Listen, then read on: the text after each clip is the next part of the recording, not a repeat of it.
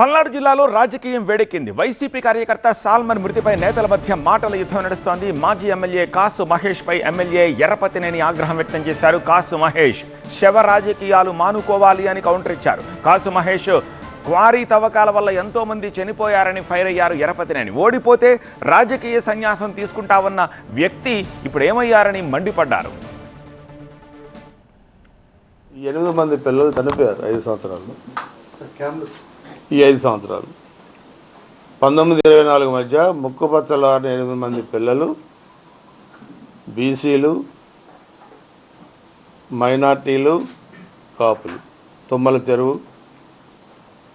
పిట్రాల మండలం 3, శ్రీనివాసపురం 2, తంగెడ 1, నారాయణపురం 1, నడికూడి 1. వీళ్ళంతా చిన్నపిల్లలు.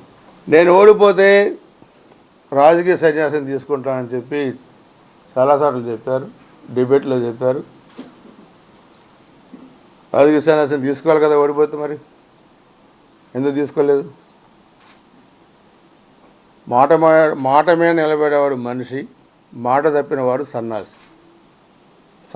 సన్యాసి 2. అతను సన్నాసి అవుతాడా సన్యాసి అవుతాడా అతనే తెలుసుకోవాలి. రెచ్చగొట్టడం, రాజకీయాల్లో బతకడం కోసం రెచ్చగొట్టాల్సిన అవసరం లేదు, మంచి పనులు కూడా చేయొచ్చు.